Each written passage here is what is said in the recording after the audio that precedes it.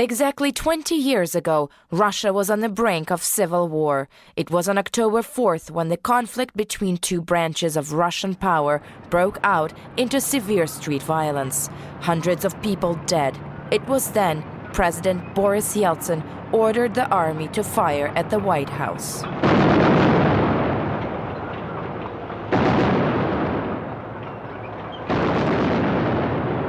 Today, the events of the Bloody October have a direct influence on what Russia and its power is like. Then in 1993, the society was split. In 1992, the government had no longer control of the prices. Due to severe deficit, the inflation was rocketing. Meanwhile, the salaries remained the same. Poor economic state brought people out on the streets. Boris Yeltsin became Russia's president after a coup d'etat in 1991. On September 21st of 1993, he disbanded the parliament and called for new elections.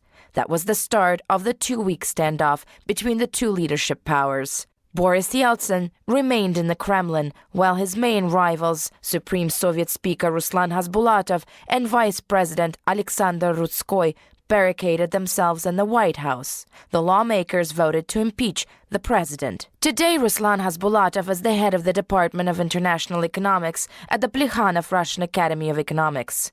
To this day, he has regrets of the events. There are regrets. Of course, the main regret is why I didn't win, because the Yeltsinists were very weak. Their style of government, administration, Yeltsin himself were very weak, even weaker than the temporary government. Ruslan Hasbulatov, one of the responsible parties for the violence that broke out in Moscow in the days of October of '93, hasn't changed his position whatsoever. He believes that Russia would be flourishing if he and the parliamentaries won the battle. All of the recent reforms brought the country to chaos, unemployment, and hunger. People were utterly outraged. They couldn't even hear Yeltsin's name anymore. Sergei Filatov, who in 1993 was the chief of the Russian presidential administration, took an active part in the constitutional crisis. Filatov worked for a peaceful resolution of the conflict as the head of the delegation of President Yeltsin's representatives during the negotiations held at St. Daniel Monastery with Patriarch Alexei II. Although these negotiations didn't lead to a peaceful outcome whatsoever. Filatov claims that the biggest mistake during the peaceful negotiations was that Boris Yeltsin and Ruslan Hasbulatov didn't negotiate personally. Of course, the biggest mistake was that neither Boris Yeltsin nor Hasbulatov at that moment were thinking of the government. But I wouldn't blame them as much as I'd blame the deputies, because they saw what the relationship was like between the leaders, and they didn't do anything to at least offer Ruslan Hasbulatov to resign. They didn't even discuss this as a possibility. On October 3rd, demonstrators attacked the Moscow mayor's office and the Ostankino television tower, the center of Russia's broadcast media. I remember I switched on the TV and there was a football match, and suddenly everything was turned off on the screen and I didn't hear anything and I didn't see anything. I was very much surprised. I thought that antenna didn't work, but 1 minute, 10 minutes, 30 minutes, I was very much surprised. And my sister phoned me and told that there was something wrong near the White House. And in the evening, I heard that there were terrible things in Moscow, that it was like a coup. I didn't know what to do, what to think. But my preference were on the side of Yeltsin. I believed in him. That's when Boris Yeltsin declared a state of emergency. On October 4th, Yeltsin ordered Minister of Defense Pavel Grachev to have his troops storm the White House. It was then the most severe political post-Soviet Russia crisis was ended. 2 weeks of continuous standoff between the two branches of the power and 3 days of violent armed struggle. Here are some comments from the people that were in Moscow during these 3 days. I tried to steer clear of central neighborhoods. I was afraid of shooting them, only concerned about my own safety and the safety of my wife. It wasn't really civil war. If things went as far as true civil war, then perhaps the attitude would have been different and one would have felt differently, but it was quickly over, the whole thing, the whole brawl, I was actually at a friend's house and we were sitting around having a beer or whatever on a nice Saturday afternoon, I think it was, and all of a sudden we heard strange sounds. This was on Arbat Street. We could see tanks actually from his windows going down Arbat Street, which was very suspiciously silent and empty before that. And then soon afterwards, he lived near the Japanese embassy, and there was a sniper on the roof of the Japanese embassy. We don't know whose side he was on, but we were like on the floor. What do? I'm from Chicago. You get down when you see men shooting. When you hear the bullets, you get down. That's what we did. The foreigners, the expats who were, I guess, patrons of or who worked at the Irish supermarket and bar were terrified, hiding behind these glass windows and doors. You could see that nobody had left and nobody went home and nobody, took a shower or anything. They were locked in there. They were in lockdown with tearful eyes in horror. By the order of President Boris Yeltsin, the tanks fired at the White House, which was taken hostage by the rebel lawmakers. The operation was successful, parliament leader arrested, and President Yeltsin was left with an economically crippled country. Up until now, they call October 3rd and 4th a small civil war. Chaos ruled the capital with violence and anger. Up to these days, people can't agree on who was right or wrong, on who was stronger of the two conflicting powers, or who has to take responsibility. Investigation of these events was shut down. The investigative group was disbanded in February of 1994 after the State Council agreed on an amnesty for those opposing the presidential decree that disbanded the parliament. As a result, there are still no clear answers to many key questions about the tragic events, in particular, the role of political leaders on either side, about the snipers who fired at civilians and police officers, actions of agents provocateurs, and of course, who is to blame for the tragic outcome.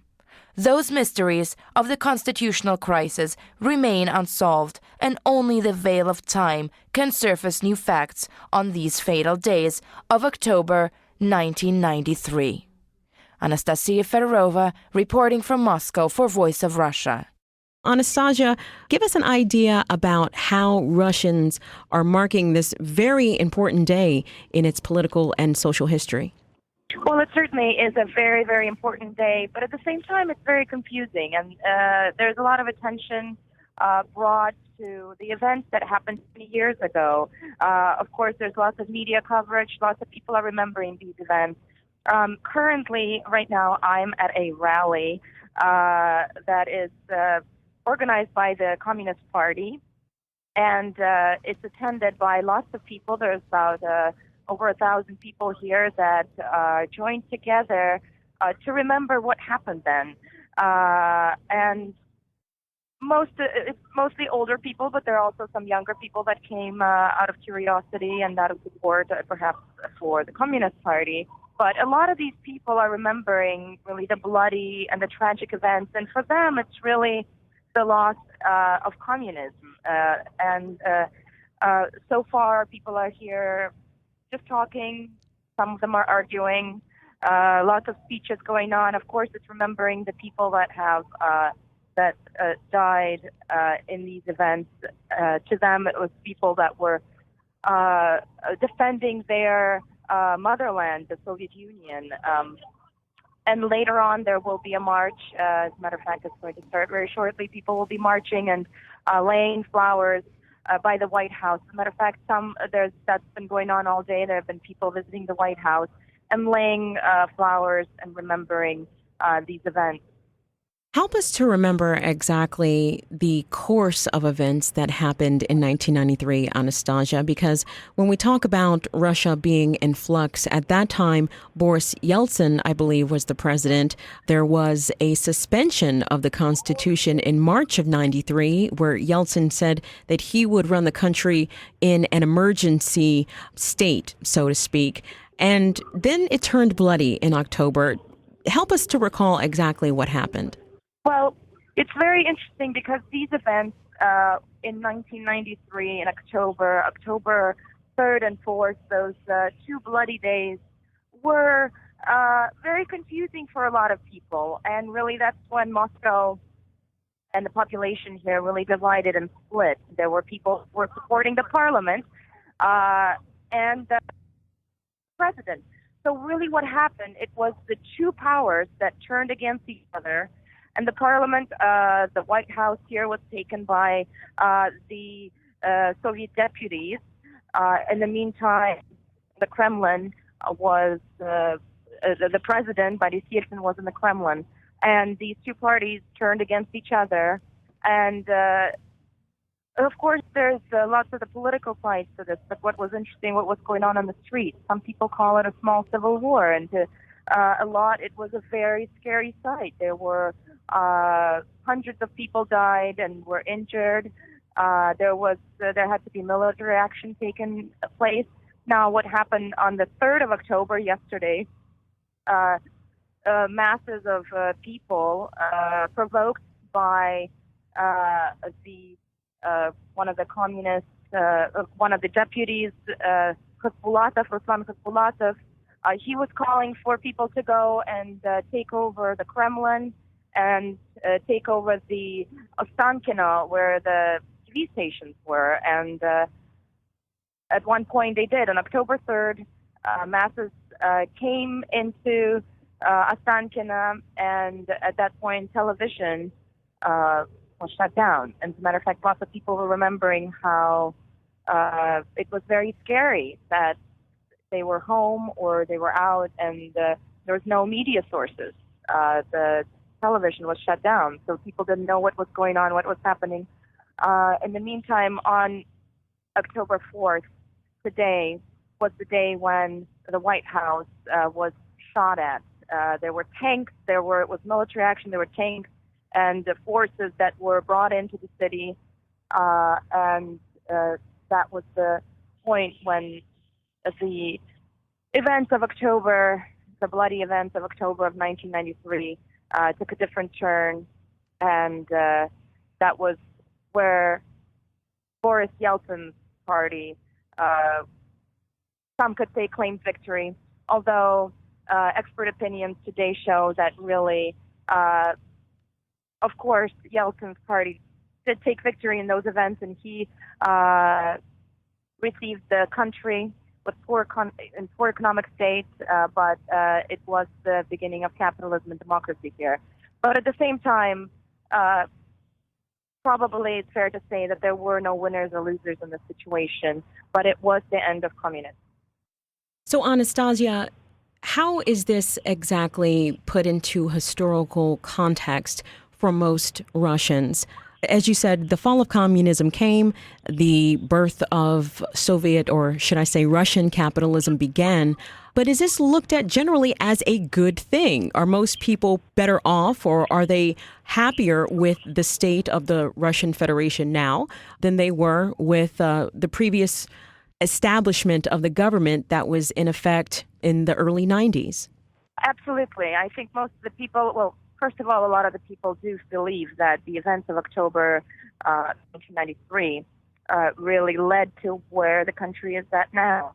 Of course, there are some criticisms, but overall, definitely when we talk about the early 90s and when we talk about the economic state of the country, because really that's what brought the people out on the streets, and that's why there were these massive destructions and the so-called this small civil war that happened in Moscow, all the shooting, the people putting barricades, the people coming out to the White House. It was because the prices, the inflation, the prices went so high, but people's salaries didn't stay the same.